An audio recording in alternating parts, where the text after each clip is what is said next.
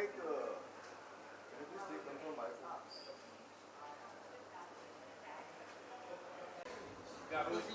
Sir 1994 में दाखिला शुरू हुआ 2024 हो चुका 30 साल हो चुके बॉम्बे टाइम्स को, क्या कहना चाहूँगा? सबसे पहले मैं बॉम्बे टाइम्स को उनके 30th बर्थडे की बहुत ज़्यादा शुभकामनाएं देता हूँ और it's a great opportunity to be here and to be a part of Bombay Times family.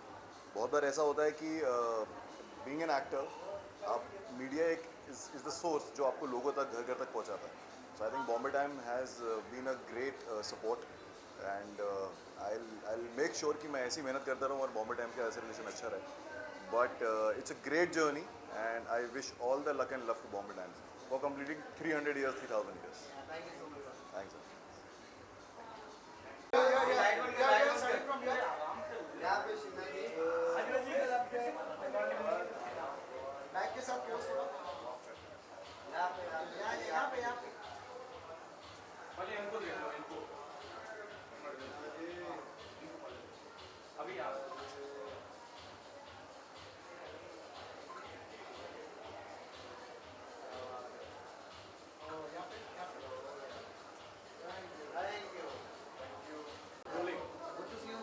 Hi.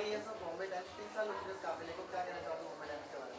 First of all, I would say 30 years. Oh my God, 30 years, 3 decades. Congratulations, Bombay Times. Of course, it's just marvelous what you guys do, the way you promote stories, talent, art, films. So, bas, keep supporting artists, keep doing the amazing work that you all are doing, and all my love. I'm Sheena Chauhan, and congratulations on completing 30 years, Bombay Times. Thank you so much. Thank you.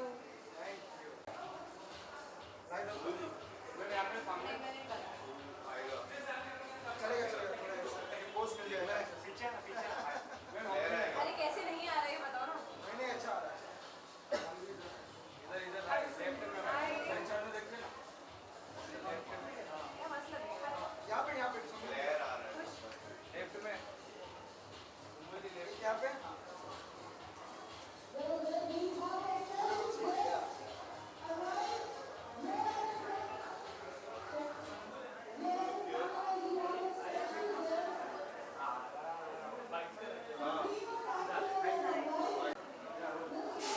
Sorry to see you so much यहाँ पे 30 साल हो चुके हैं Bombay times को, 3 decades, क्या कहना चाहोगे बॉम्बे टाइम्स के बारे में?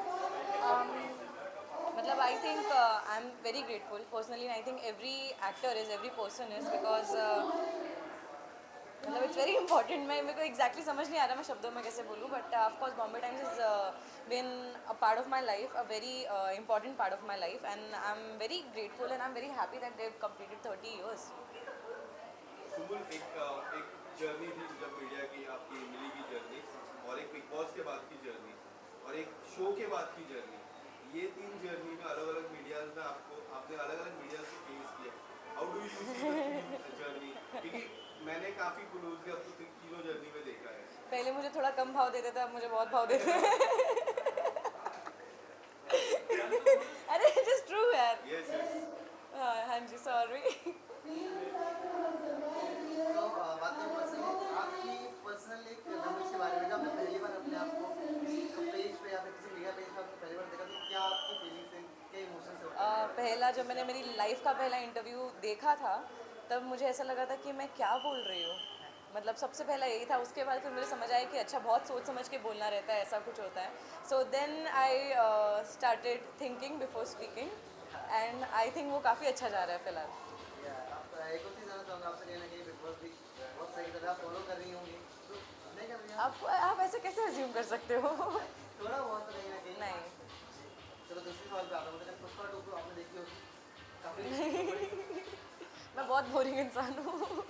इट्स ओके, फिर आप क्या आपकी तरफ से हो रहा है अपने फैंस के लिए वो बताओ। मैं अभी यही बोलूँगी कि मैं बहुत ज़्यादा बात नहीं कर सकती, बट है कुछ बहुत इंटरेस्टिंग। नया साल बहुत अच्छा होने वाला है and I just want you all to be patient because I am very patient and thank you so much for loving me so much अभी तक, और ऐसे ही बस आगे प्यार देते रहिए। Thank you. थोड़ा इधर से तो एक मिनट यहाँ पे दीजिए, स्टार्टिंग हो गया।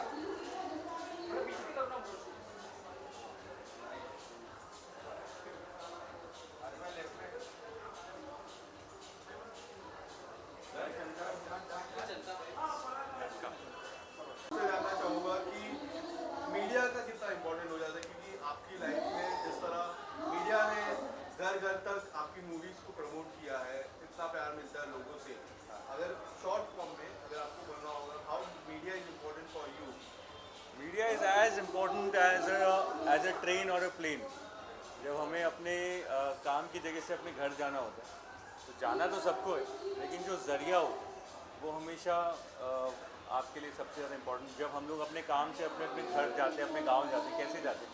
ट्रेन से जाते हैं। तो मीडिया इज ट्रेन। अगर ये नहीं होगा तो हम बस सोचते रह जाएंगे, पहुँचेंगे नहीं जहाँ हमें पहुँचना है। So this is the bridge between two entities. So I think इससे ज़्यादा इम्पोर्टेंट और किसी का रोल होता नहीं। अच्छा, जानना चाहूँगा आपसे कहीं ना कहीं 30 साल पहले और अभी के मीडिया में आपको क्या फर्क नजर आता है, क्या बदलाव आपको लगते हैं जो हुए हैं? ब्रांच जैसे एक पेड़ होता है और उसके शुरू में ब्रांचेस कम होते हैं और बाद में सालों के चलते चलते वो ब्रांचेस बढ़ जाते हैं। आई थिंक वैसे ही फैल गए, ब्रांचेस बढ़ गए, लेकिन जो ऑथेंटिसिटी और जो इमोशन है वो सेम है कि चीज़ों को दूसरों तक पहुंचाना, लेकिन बस ब्रांचेस ज़्यादा हैं। हर्षवर्धन, आपसे जानना चाहूँगा, कल से एक तस्वीर काफ़ी वायरल हो रही है, आपने देखी होगी सोशल मीडिया पे, जो एक कपल है विवेक करके, जो कल उसकी मृत्यु हुई और आपकी मूवी से काफ़ी रिलेट कर रहे हैं सनम मेरी कसम से, एंड कॉलेज कर रहे हैं रियल लाइफ और रियल लाइफ किस तरह से होती है। आपने वो तस्वीर देखी रहेगी, बहुत सारे प्लेटफॉर्म्स पे है फोटो। एक नहीं रियल यार थोड़ा it's sensitive for me to comment on it, so I would like to just let it be and focus on the happy part. How you are looking forward 2025 Sanam Teri Kasam 2 is coming, people were waiting for 1 के बाद इतना wait किया लोगों ने, 2 आ गई, announcement हो चुकी है, आप कितने ज़्यादा एक्साइटेड हो? मेरे चेहरे से अगर ही लग रहा है खुशी। मेरे डैडी अगर प्रोड्यूसर होते ना, मैं अभी जवाब दे देता सारे लेकिन sadly we are just employees, हमें हायर किया जाता है, डायरेक्टर्स प्रोड्यूसर्स हमें बोलते हैं जब तो हम चले जाते हैं काम पे, तो जब भी ये लोग बोलेंगे मैं चला जाऊँ। बट हाउ हैप्पी यू वे जब आपको पहली बार पता चला कि दूसरा पार्ट आने वाला है, क्योंकि पहले पार्ट को जिस तरह थिएटर के बाद लोगों के दिल तक पहुंचा एंड एक लंबे समय के बाद प्यार मिला, मैंने देखा था। करेक्ट। उसके बाद जब 2 का वेट हुआ तो और प्यार मिलने लग गया, बट आपको जब पहली बार पता चला तब क्या? मैं ऑडियंस की तरफ मैं थोड़ा रिस्पॉन्सिबल फील करता हूँ। मुझे लगता है कि मेरे तक तो बात जल्दी पहुँच गई थी, बट डायरेक्टर प्रोड्यूसर तक बहुत लेट पहुँची बात, और क्योंकि वो लोग ज़्यादातर सोशल मीडिया पे शायद नहीं रहते हैं, तो इस वजह से मुझे लग रहा है कि उन तक बहुत सबसे ज़्यादा टाइम लगता है आपका मैसेज पहुँचने में। सो आई फील, आई होप कि उन तक ये बात और ज़ोर से पहुँचे, और बिकॉज अब उनके ऊपर भी काफ़ी सारा प्रेशर है, क्योंकि एक्सपेक्टेशंस भी कहीं और हैं। So I think whenever they are ready, I am ready. यादें विश कर दीजिए हैप्पी न्यू एंड क्रिसमस का in advance. Happy new year to all of you from my side, and I pray and wish कि जो आपके मन में है, जैसे मेरे मन में बहुत कुछ था इतने सालों से, और मैंने हर एक छोटी चीज़ की तरफ थोड़ा थोड़ा रोज़ काम किया है। आई होप आप लोग भी अपने गोल्स की तरफ धीरे धीरे हर दिन बढ़ते रहें, और 25 में आपको सब कुछ मिले। Thank you so much.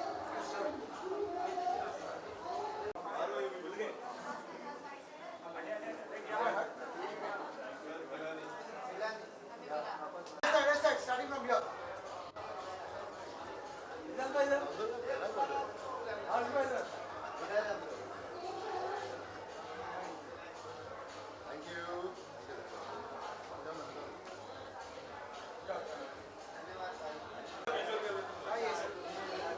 Bye. Starting from here. Starting from here.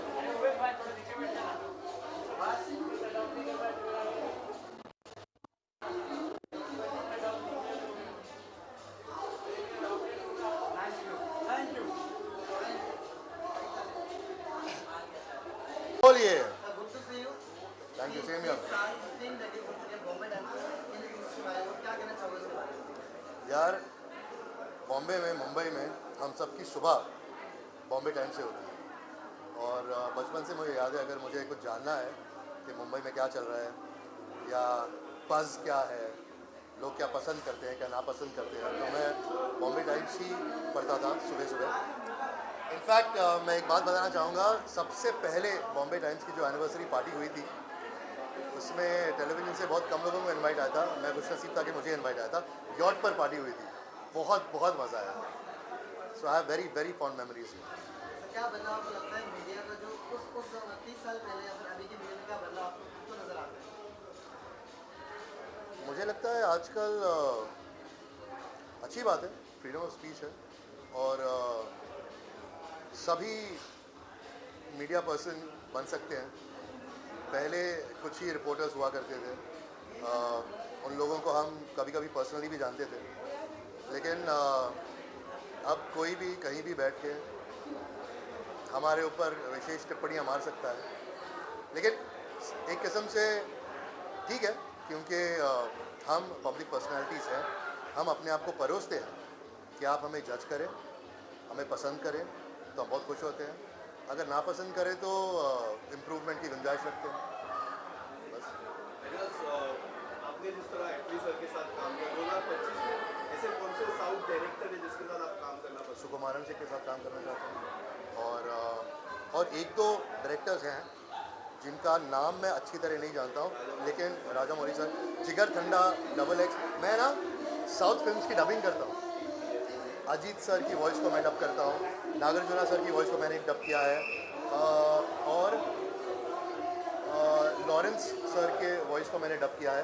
तो है ना, मुझे अभी रिसेंटली विजय सेतुपति सर की वॉइस को मैंने डब किया था एक गोल्ड माइन टेलीफिल्म से महाराजा फिल्म में, तो मैंने डब किया था, बहुत मज़ा आया था, बहुत सीखने मिलता है उसमें कि उन्होंने इस सीन में ऐसे रिएक्ट क्यों किया, ऐसे उन्होंने क्यों बोला, तो वो समझना पड़ता है मुझे और फिर मेरी आवाज़ देनी पड़ती है और सीन का सारांश समझना पड़ता है और एग्जैक्ट वर्ड्स डालने पड़ते हैं, तो मुझे बहुत मज़ा आता है वो करती है। तो मेरे बहुत फेवरेट डायरेक्टर्स हैं, मैं अभी सबका नाम याद नहीं आया।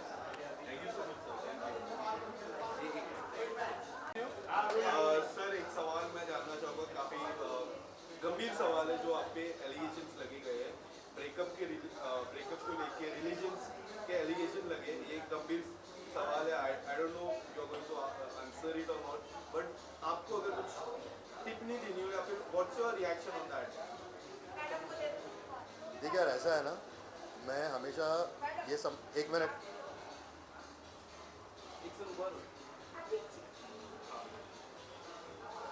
देख, मैं हमेशा ये समझता हूँ कि डिग्निफाइड साइलेंस रखना बहुत ज़रूरी है, क्योंकि क्या होता है जब रिश्ता हमारा चल रहा होता है ना, हम बहुत प्यार करते हैं और कुछ वजहों से वो रिश्ता टूटता है।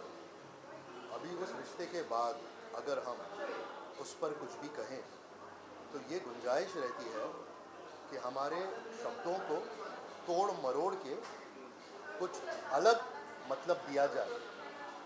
उस वजह से क्या होता है, जिनसे हमारा रिश्ता था और उनके फैमिली मेम्बर्स को बहुत दुख पहुंचता है। तो मैं ये कभी नहीं चाहूँगा, ना रिश्ते में रहते हुए मैंने उन्हें दुख पहुंचाया, ना रिश्ते के बाद मैं उन्हें कोई दुख पहुंचाना चाहता हूँ।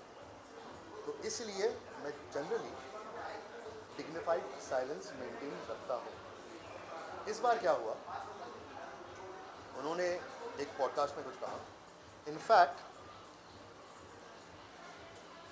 रुक, ये देख, ये पॉडकास्ट में उन्होंने कुछ कहा, उनको बकायदा पूछा जा रहा है कि रिश्ते के वजह से, ये बोल रही हैं कि रिश्ते की वजह से कुछ नहीं था, इनकी एक्सटेंडेड फैमिली अच्छी थी, खुश थी, ठीक है। Religion was never an issue with us, ठीक है। लेकिन फिर वो कहती है कि हमने ये पहले ही कह दिया था कि रिश्ता नहीं बदलेंगे। अरे ना हमने ना उनको कभी कहा गया रिश्ता बदलने के लिए, ना मुझे कहा गया मेरा रिश्ता बदलने के लिए। हम तो मजाक में ये कहते थे कोई रिश्ता नहीं बदलेगा, हमारे पेट्स भी रिश्ता नहीं बदलेंगे, शक्ति पुनिया ही रहेगी, बगीरा खानी रहेगी। तो यार, इस नॉन इशू को मिस रिप्रेजेंट करके एक इशू बनाया जा रहा है। मैं रिक्वेस्ट करता हूँ मत कीजिए, क्योंकि हम पब्लिक पर्सनालिटीज़ हैं, हमारी फैमिली नहीं है। माय फादर ये डिज़र्व नहीं करते कि उन्हें फ़ोन करके कोई अपशब्द कहें या कुछ गलत कहें, वो डिज़र्व नहीं। तो मैं यही रिक्वेस्ट करूँगा कि यार जल्दबाजी में गलत फहमी नहीं फैलाइए, बस।